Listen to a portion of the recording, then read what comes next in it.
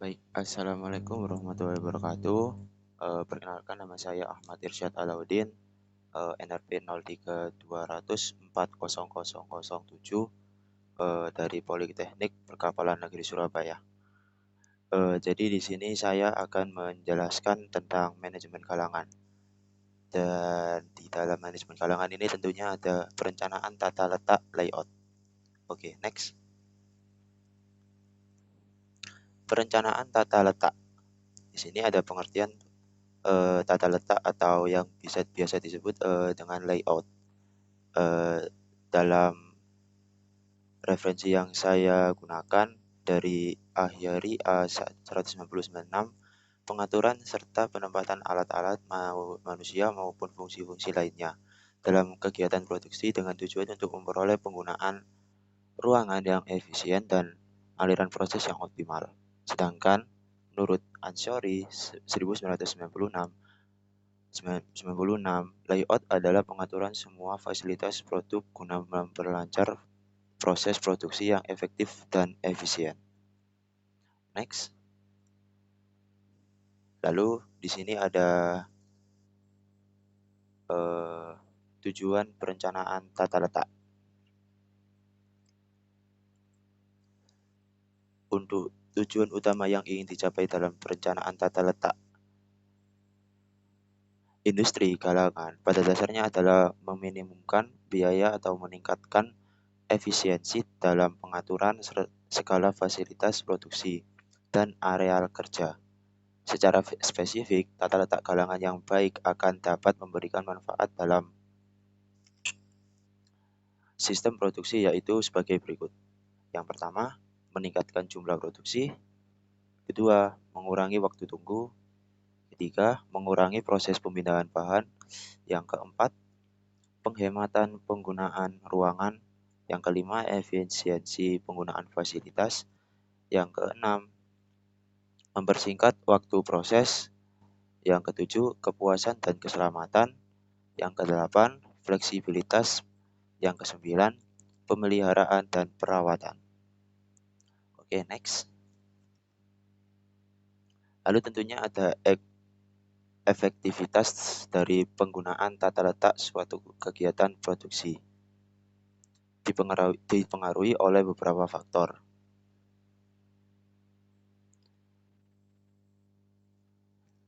Sebagai berikut. Yang pertama, penanganan material. Sebentar, masih belum.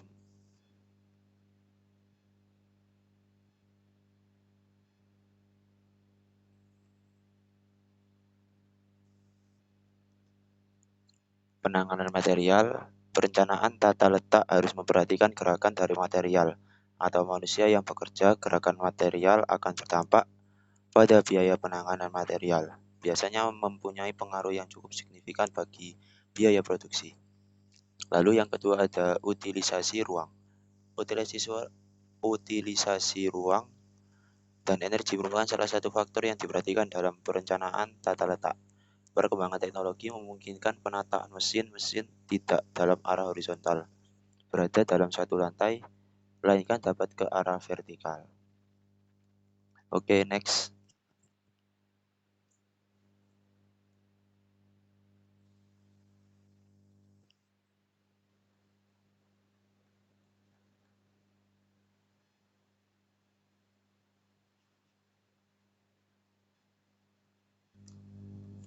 Oke, yang selanjutnya adalah mempermudah pemeliharaan. Dalam perawatan mesin selain berpengaruh terhadap mutu produk juga berpengaruh terhadap usia mesin. Tata letak mesin harus menyediakan ruang gerak yang cukup bagi pemeliharaan mesin. Dan yang selanjutnya adalah kelonggaran gerak. Perencanaan tata letak tidak saja memperoleh efisiensi ruang tetapi juga harus memperhatikan kelonggaran gerak bagi operator atau karyawan. Selain meningkatkan kepuasan karyawan atas kondisi kerja, kelonggaran gerak dapat mengurangi kecelakaan kerja. Oke, next. Lalu yang selanjutnya ada orientasi produk. Jenis produk yang dibuat sangat berpengaruh dalam perencanaan tata letak. Misalnya, produk ukuran besar dan berat, atau memerlukan perhatian khusus dalam penanganannya. umumnya menghendaki suatu tata letak yang tidak membuat produk dipindah-pindah. Sebaliknya, produk yang berukuran kecil dan ringan dapat diangkut akan menjadi lebih ekonomis apabila diproduksi dengan suatu tata letak yang berdasarkan proses. Yang selanjutnya ada perubahan produk atau desain produk. Perencanaan tata letak juga memperhatikan perubahan jenis produk atau desain produk. Bagi perusahaan yang jenis produk atau desainnya sering berubah, tata letak mesin harus se-fleksibel mungkin dalam mengadaptasi perubahan. Oke, next. Lalu yang ketiga ada jenis tata letak. Dalam industri manufaktur atau industri perkapalan, secara umum tata letak dikelompokkan dalam 3 jenis, yaitu tata letak proses atau proses layout, penyusunan tata letak di mana alat yang sejenisnya atau mempunyai fungsi yang sama ditempatkan dalam bagian yang sama. Misalnya mesin-mesin bubut dikumpulkan pada daerah yang sama, sedemikian pula mesin-mesin potong diletakkan pada bagian yang sama. Tentunya, tata letak proses memiliki kelebihan dan kelemahan sebagai berikut. Kelebihan tata letak proses layout. 1. Memungkinkan utilitas mesin yang tinggi. 2. Memungkinkan penggunaan mesin-mesin yang multiguna sehingga dapat dengan cepat mengikuti perubahan jenis produksi. Yang ketiga, memperkecil terhentinya produksi yang diakibatkan oleh kerusakan mesin. 4. Sangat fleksibel dalam mengalokasikan personel dan peralatan. Yang kelima, investasi yang rendah karena dapat mengurangi duplikasi peralatan. Yang keenam, memungkinkan spesialisasi supervisi. Dan berikutnya ada kelemahan tata letak proses atau proses layout. 1. Meningkatkan kebutuhan material handling karena aliran proses yang beragam serta tidak dapat digunakan ban berjalan. 2. Pengawasan produksi yang lebih sulit. Yang ketiga, meningkatnya persediaan barang dalam proses. Yang keempat, total waktu produksi per unit yang lebih lama. 5. Memerlukan skill yang lebih tinggi. 6. Pekerjaan routing, penjadwalan, dan accounting yang biayanya yang lebih sulit karena setiap ada order baru harus dilakukan pernyataan atau perhitungan kembali. Yang kedua ada letak produksi atau produk layout. Jadi apabila produksinya telah distandarisasikan dan berproduksi dalam jumlah yang besar, setiap produk akan melalui tahapan operasi yang sama sejak dari awal sampai akhir tentunya. Tata letak produk memiliki kelebihan dan kelemahan sebagai berikut. Untuk kelebihannya, tata letak produk atau produk layout. Yang pertama ada aliran material yang simpel dan langsung. Yang kedua, persediaan barang dalam proses yang rendah. Yang ketiga, total waktu produksi per unit yang rendah. Yang keempat, tidak memerlukan skill tenaga kerja yang tinggi. Yang kelima, pengawasan produksi yang lebih mudah. Yang keenam, dapat menggunakan mesin khusus atau otomatis. Yang ketujuh, menggunakan ban berjalan karena aliran material sudah tertentu. Ada pula kelemahan dari tata letak produk atau produk layout. 1. Kerusakan pada sebuah mesin dapat menghentikan produksi. Yang kedua, perubahan desain produk dapat mengakibatkan tidak efektifnya tata letak yang bersangkutan. Yang ketiga, biasanya memerlukan investasi mesin atau peralatan yang besar.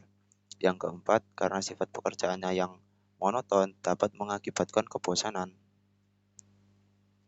Lalu yang ketiga ada tata letak posisi tetap atau fixed position layout. Cara ini dipilih karena ukuran, bentuk, ataupun karakteristik lain menyebabkan produknya tidak mungkin atau sukar untuk dipindahkan. Tata letak seperti ini terdapat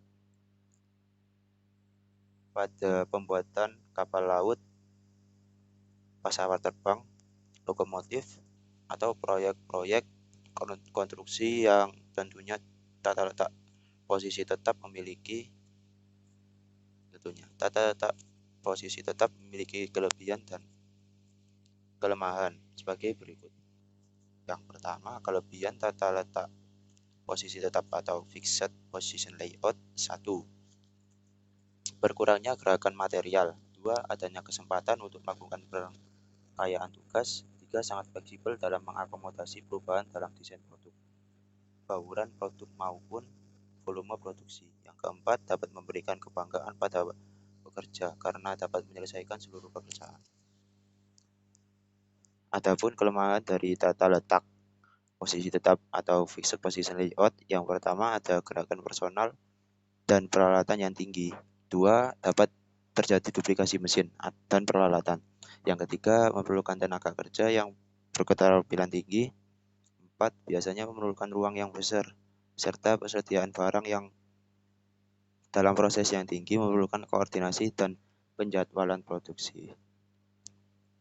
Lalu ini ada simulasi atau alur kegiatan dari produksi, meliputi pada struktural di bawah ini. Untuk langkah awalnya yaitu pengumpulan data. Untuk pengumpulan data ini dibagi menjadi 2, studi lapangan dan studi literatur. Untuk studi lapangan, dari yang pertama kita bisa mendapatkan data-data perairan pelabuhan, perikanan Nusantara. Yang kedua, fasilitas dan infrastruktur wilayah galangan. Yang ketiga ada luasan wilayah galangan. Yang keempat, data produksi kapal bangunan baru berupa jadwal, aktual, jenis material, jumlah material, dan yang terakhir sistem aliran. Lalu adapun pengumpulan data yang selanjutnya adalah studi literatur. Ya, untuk yang pertama buku, yang kedua artikel internet, yang ketiga jurnal. Lalu setelah pengumpulan data sudah selesai, dilanjutkan dengan pengolahan data dengan metode algoritma graph, waktu, jarak, frekuensi, momen pindahan. Lalu selanjutnya ada perancangan layout dengan metode algoritma graph, waktu, jarak, frekuensi, momen kepindahan. Lalu setelah itu kita analisa hasil desain. Lalu dari hasil tersebut kita juga menganalisa, lalu kita buat kesimpulan, lalu kita kerjakan secara SOP yang sudah ada di perusahaan. Lalu kita melakukan QC atau quality control. Lalu setelah itu kapal itu bisa berlayar lagi. Oke, next. Oh ya, ini ada docking kapal. Docking kapal ini adalah perbaikan untuk kebocoran. Jadi untuk yang pertama, jika mungkin diusahakan untuk melakukan perbaikan di atas air dengan cara kapal ditrim agar perbaikan mudah dan murah. Biasanya dilakukan dengan doubling plate. 2. Jika perbaikan dilakukan di dalam air, maka hal yang perlu dilakukan adalah sebagai berikut. Yang pertama, dipasang pasak kayu dan ditumbing dengan tanah dan semen. Sebelah dalam dipasangi cement box. Setelah itu segera naik dok untuk perbaikan permanen. Jika robeknya cukup panjang dan lebar, dipasangi dengan steel patch, dilapisi lembaran karet yang diikat ke badan kapal dengan baut L, kemudian segera naik dok untuk perbaikan permanen. Untuk menentukan lokasi kebocoran dengan diver, yang pertama membagi kapal menjadi segmen-segmen berdasarkan arah melintang dan melingkar. Yang kedua, diver menyelam mengelilingi kapal hingga menemukan titik kebocoran dan mencatatnya berdasarkan lokasi titik frame dan lajur platnya. Lalu ada dokumen yang harus tersedia sebelum kapal naik dok. Yang pertama ada docking plan, yang kedua sail expansion plan, yang ketiga general plat, yang keempat construction profile, yang kelima repair list. Syarat lain adalah kapal harus dalam keadaan kosong, sedangkan untuk kapal tanker harus dalam keadaan semua tangki muat atau cargo tank dalam keadaan gas free. Lalu selanjutnya ada peluncuran kapal. Jadi saat akan melakukan peluncuran kapal, kita harus mempersiapkan dokumen stabilitas kapal, misalnya boncean. Yang kedua, harus memperhatikan cache saat dilakukan peluncurannya. Misalnya, bagaimana saat kapal terkena rolling, kapal kandas, grounding, gaya reaksi blok waktu menopang luas kapal. Yang ketiga, hal yang harus diperhatikan saat peluncuran kapal dengan metode end launching antara lain water level, waterfront, sliding way, jarak bebas kolam labu, threshold, syarat kapal. Yang keempat, gaya reaksi gravitasi juga harus diperhitungkan karena akan mempengaruhi posisi kapal saat peluncuran, buoyancy kapal. Lalu ada fase peluncuran dengan set launching. Untuk fase pertama berawal saat kapal mulai bergerak dan berakhir saat titik berapa kapal tepat di atas ujung landasan. Fase kedua dimulai dengan berakhirnya fase pertama dan berakhirnya saat badan kapal menyentuh air. Fase ketiga dimulai dengan berakhirnya fase kedua dan berakhirnya saat meluncur meninggalkan landasan. Fase keempat dimulai dengan berakhirnya fase ketiga dan berakhir saat kapal berhenti bergerak. Lalu ada jenis-jenis perancangan tata letak galangan. Satu, bangunan baru atau biasa disebut dengan building berth merupakan tempat perakitan kapal sekaligus tempat peluncuran bila kapal sudah selesai dikerjakan. Perbedaan tipe pembangunan building berth yang digunakan yaitu dengan cara membangun terlebih dahulu per section atau berbagai bentuk ukuran dan per blok. Proses perakitan terdiri dari tempat transportasi, kren, dan transposisi lainnya, tempat pemotongan material, tempat pengelasan, ruang kontrol, tempat perbaikan yang cacat, tempat pembangunan atas dasar kapal dan di atas kapal. Untuk contoh gambarnya bisa dilihat pada slide ini. Di situ memperlihatkan beberapa kapal yang sudah melakukan perancangan tata letak. Oke, next. Yang kedua ada building dock.